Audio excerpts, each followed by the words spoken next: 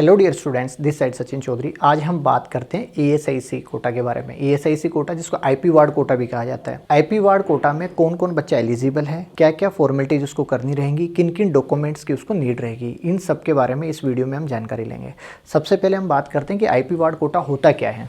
देखिए, IP ward जो ESIC IP ward Kota होता है, इंश्योर्ड पर्सन कोटा इसको कहा जाता है। इंश्योर्ड पर्सन लाइक यदि किसी बच्चे के गार्जियन किसी भी प्राइवेट ऑर्गेनाइजेशन में वर्क करते हैं, साथ में वो ऑर्गेनाइजेशन रजिस्टर्ड है, मिनिमम 10 मेंबर हैं, उसमें 10 मेंबर से ज़्यादा हैं, प्लस उनकी जो बेसिक सैलरी 21,000 से बिलो है, वो गार्जियन इसमें एलिजिबल होते हैं।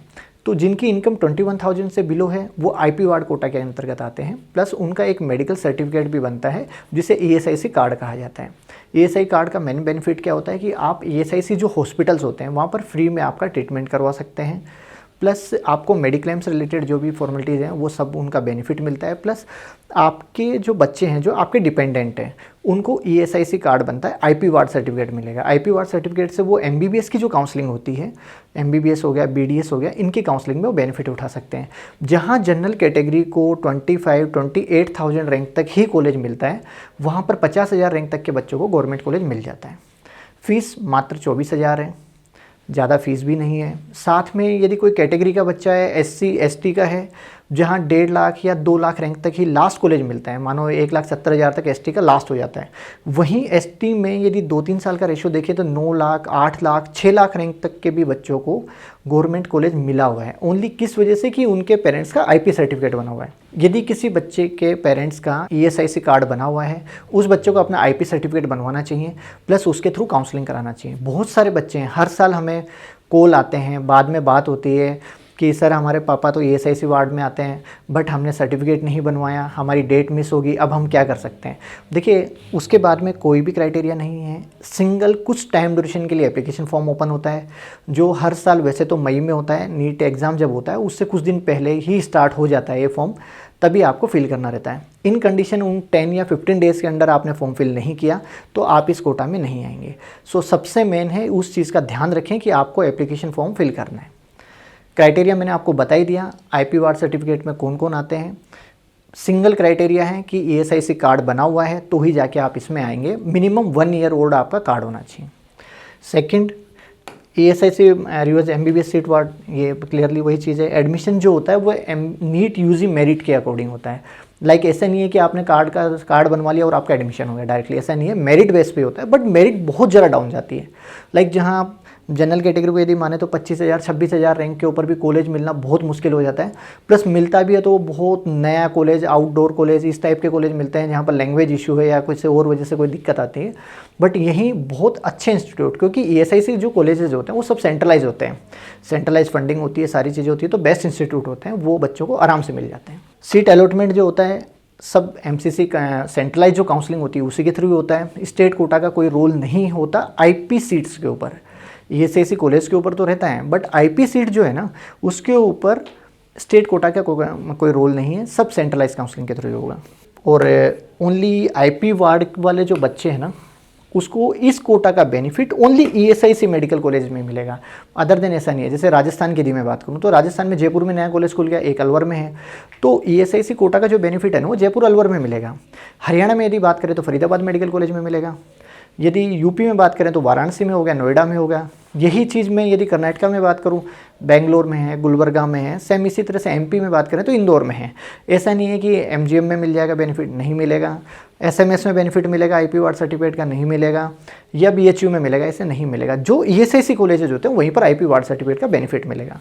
इस चीज़ को खासकर ध्यान रखें आप। सेकंड बात करते हैं एलिजिबिलिटी क्राइटेरिया क्या है। एलिजिबिलिटी क्राइटेरिया का होता है candidate must have qualified NEET UG result. आपको नीट का रिजल्ट आना चाहिए, क्वालिफाई तो होने ही चाहिए। आप किसी भी कैटेगरी में तो क्वालिफाई तो होने ही चाहिए, तभी जाके आप अप्लाई कर सकते हैं। आपका सर्टिफिकेट बन जाएगा, आईपी वार्ड सर्टिफिकेट आपका पहले बन जाता है रिजल्ट आने से पहले ही, बट काउंसलिंग कराने के लिए आप क्वालिफाई होने जरूरी है। सेकंड रहता है must hold a valid ward of insured certificate ESIC. यही वही चीज़ है जो मैं आपको कह रहा हूँ कि मई में इसका जनरली फॉर्म ओपन होता है। इस बार हो सकता है ये फॉर्म मार्च और अप्रैल में भी आ जाए, क्योंकि इसका ऑलरेडी 5 फ़रवरी को इसका नोटिस आ चुका है। एक नोटिफिकेशन आ चुका है ऑलरेडी कि बहुत जल्दी ESIC के फॉर्म रिलीज़ हो जाएंगे। तो आप ध्यान रखें, कभी भी ये फॉर्म स्टार्ट हो सकते हैं, ज़्यादा टाइम के लिए रहते नहीं है, 10 से 15 दिन के लिए ये फॉर्म ओपन होते हैं। तो यदि आप कंटिन्यू चैनल पे भी बने रहें, वेबसाइट पे बने रहें, वेबसाइट पे भी कंटिन्यू आप चेक करते रहें, और जैसे ही ओपन होगा हमारे चैनल के थ्रू आपको इन्फॉर्मेशन मिल जाएगी। MCC काउंसलिंग के थ्रू ही रहता है। मस्ट रिजर्वेशन, यदि आपने नीट का फॉर्म भरते टाइम पर अपनी कैटेगरी गलत डाल दी है, मानो नीट का फॉर्म भरा, कैटेगरी हमारी आ रही थी ST, बट हमने एज ए जनरल कर दिया किसी वजह से कि सर्टिफिकेट नहीं था या कुछ भी, तो आप ESIC में भी जनरली कहलाएंगे।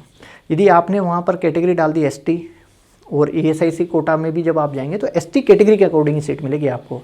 तो फॉर्म फिल करने में कोई भी गलती न करें, जो आपकी रिजर्व कैटेगरी है वही फिल करें। और कैटेगरी का जो बेनिफिट होता है वो सेंट्रलाइज के अकॉर्डिंग मिलता है। किसी भी पर्टिकुलर स्टेट में आप किसी भी कैटेगरी में आते हैं उससे कोई मैटर नहीं होता, बट सेंट्रल लिस्ट में जो आपकी कैटेगरी है ना, उसी कैटेगरी के अकॉर्डिंग काउंसलिंग होगी और उसी से आपको बेनिफिट मिलेगा। इसमें एक एज लिमिट का मैटर है, मिनिमम 17 जो नीट का क्राइटेरिया है, और मैक्सिमम 21 फॉर बॉयज़। 21 का मीन्स होता है कि IP वार्ड सर्टिफिकेट बनेगा डिपेंडेंट का। डिपेंडेंट लाइक आप 21 साल के नहीं हुए तो आप अपनी फैमिली पे डिपेंडेंट है, आपके गार्जियन पे। इस वजह से बॉयज़ की जो एज है वो 21 है। गर्ल्स की एज लिमिट नहीं है, बट गर्ल्स मैरिड नहीं होनी चाहिए। इन कंडीशन आपने मतलब शादी कर ली है, नीट का एग्ज़ाम दे रहे हैं उस टाइम पे, उससे पहले आपकी शादी हो चुकी है, तो आप डिपेंडेंट कैटेगरी में नहीं आते, क्योंकि आप गार्जियन के ऊपर डिपेंडेंट नहीं हैं, आप ऑलरेडी मैरिड हैं, तो ESIC का बेनिफिट नहीं मिलेगा।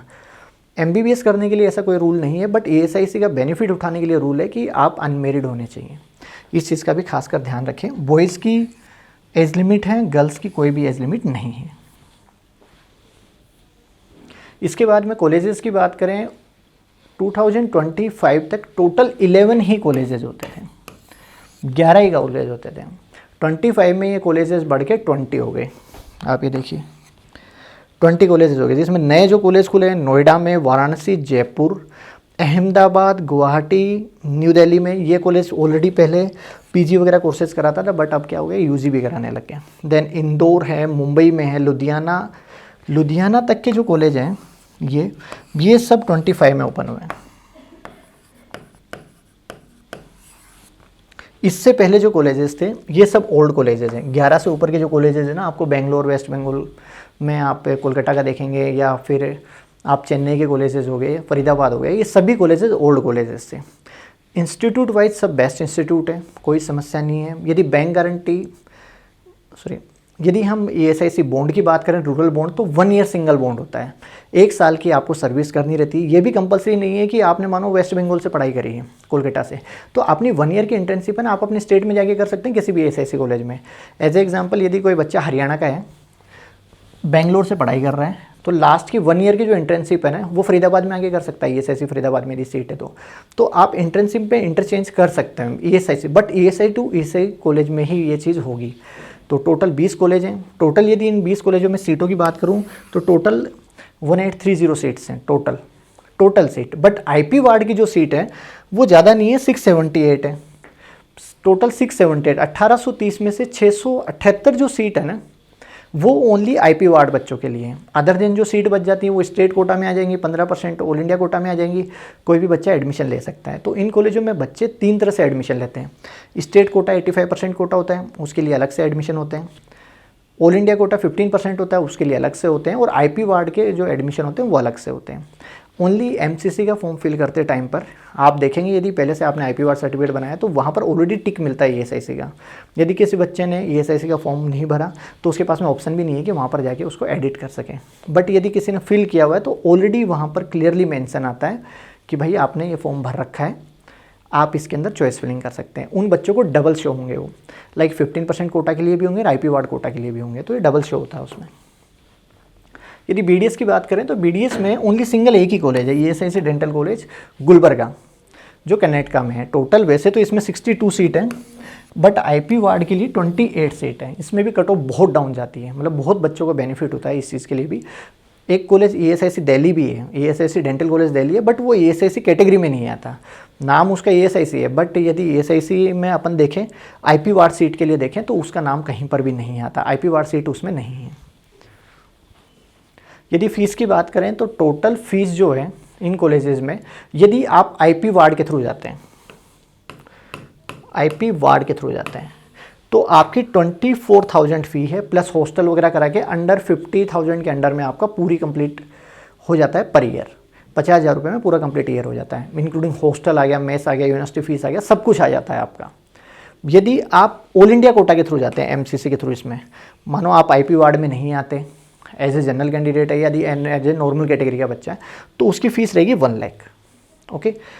थर्ड होता है स्टेट वाइज, कोई भी स्टेट में क्या रूल है, कितनी फ़ीस है, वो डिपेंड करता है। जैसे वेस्ट बंगाल में है 5-6 हज़ार रुपये फ़ीस है, कोई दिक्कत नहीं है स्टेट कोटा की। राजस्थान में है फ़ीस अलग है, तो सब स्टेटों की अलग अलग फ़ीस का अलग है। तो स्टेट कोटा की फ़ीस है वो सब अलग है। एमसीसी के थ्रू जाते हैं तो फ़ीस अलग है, plus ESIC seat IP ward quota से जाते हैं तो फीस अलग है। तो तीनों चीज़ें अलग हैं, बट एक रूल सेम है, आपका रूरल बॉन्ड है ना जो, वो 1 ईयर है। जैसे आज हरियाणा में यदि मैं बात करता हूँ, ईएसआईसी फरीदाबाद है, मेडिकल कॉलेज है, यदि ईएसआईसी फरीदाबाद को आप छोड़ दो और हरियाणा के किसी भी कॉलेज में आप जाते हो तो वहाँ पर 5 ईयर की डिग्री है, मतलब 5 ईयर का रूरल बॉन्ड है। आपको 5 साल तक जॉब करनी ही रहेगी वहाँ पर हरियाणा में, ग्रामीण एरिया में, मतलब रूरल बॉन्ड सर्व करना रहेगा। बट ईएसआईसी फरीदाबाद से आप यदि एमबीबीएस करने लग रहे हैं तो ओनली सिंगल 1 ईयर का बॉन्ड है।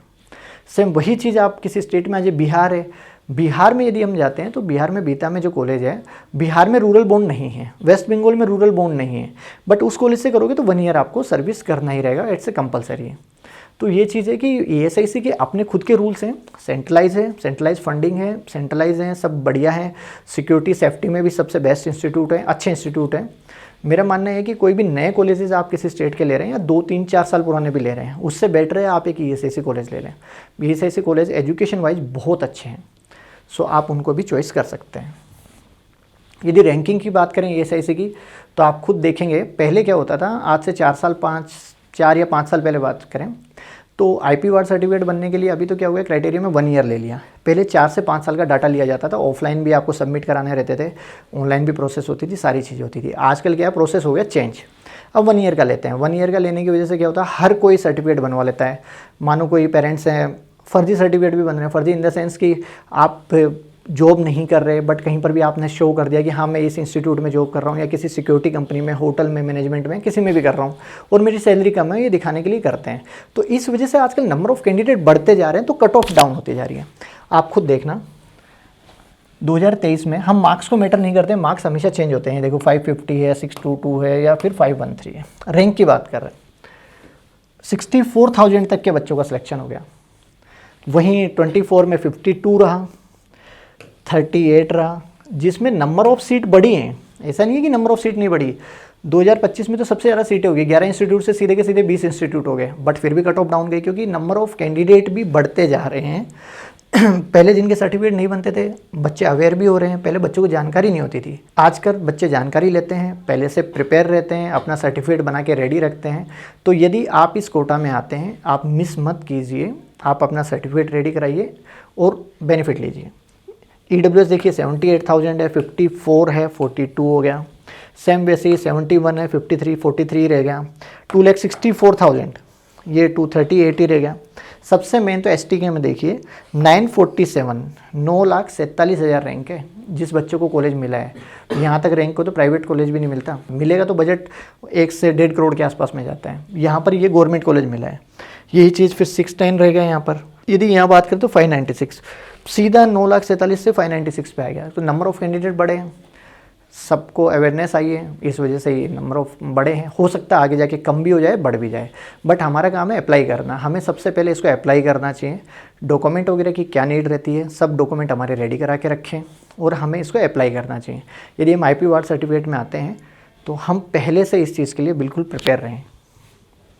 जो रिक्वायर्ड डॉक्यूमेंट है, नीट का स्कोर और रिजल्ट, ये तो कंपलसरी है, चाहिए। 10th 12th की मार्कशीट, 10th और 11th। बहुत सारे बच्चों का मैंने देखा कि 11th की मार्कशीट पे मतलब ध्यान ही नहीं देते।